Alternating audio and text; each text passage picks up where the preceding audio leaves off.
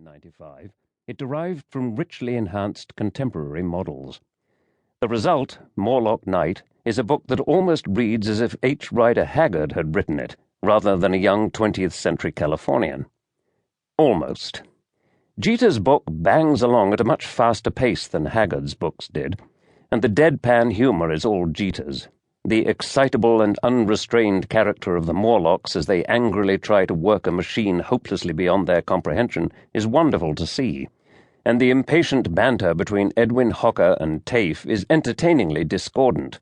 Just by the phrasing of Tafe's comments, we soon catch on that she's from a more modern time.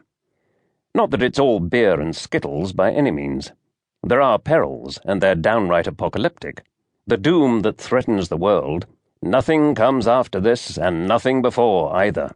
My dear fellow, this is no end to everything. This is everything, is a nightmare vision right out of Philip K. Dick. But Jeter's London is, as well as dangerous, endlessly colourful and grotesque.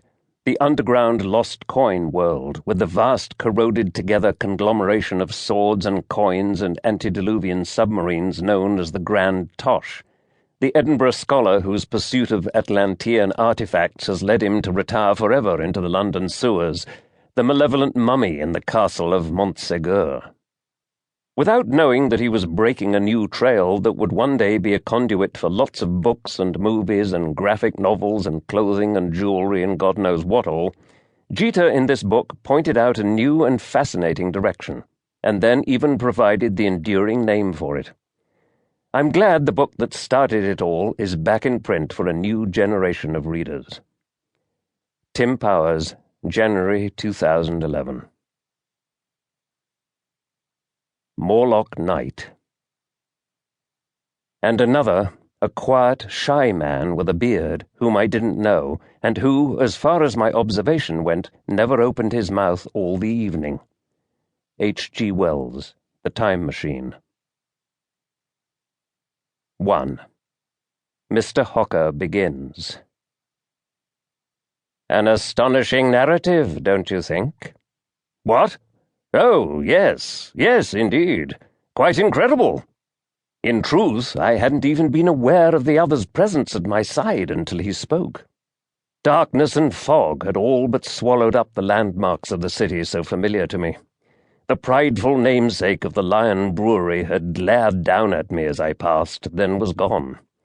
I had thought myself all alone as I walked through the thickening London night air, beneath the gas lamps flaring a sulphurous yellow through the mist. Now my private universe was halved by this quiet-stepping other. Incredible, he echoed and allowed his fine lips to trace the barest motion of a smile. Perhaps.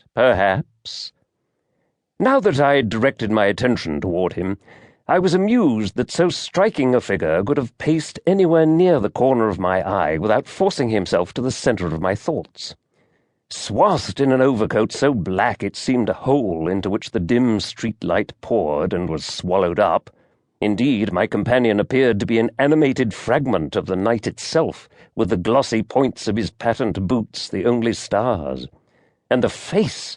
A pale moon, to be sure, handsome enough with dark eyes and sensuous mouth beneath lustrous jet hair, but a complexion of such a pallor that I couldn't help wondering what illness or unnatural habits had blanched him thus. "So you find his story beyond belief, eh?" asked the pale man, for so I had already begun to identify him in my own mind, as we paced farther down the street. My opinion escaped in a contemptuous snort. "If our host really expected us to believe his outlandish tale," said I, "then he badly misjudged his audience, I'm afraid. A machine for travelling through time, whizzing along through millions of years to find our descendants divided into cannibalistic brutes below the ground and effete wastrels above. What rot! A very pretty bedtime fable for the pessimistic, atheistic, and socialistic, but no more than that, I'm sure." "Eh? And is that all?" The pale man whipped a slender ebony walking-stick from his far side and blocked my progress with it. "Is that all his story signified to you?" I brushed the stick away from my chest and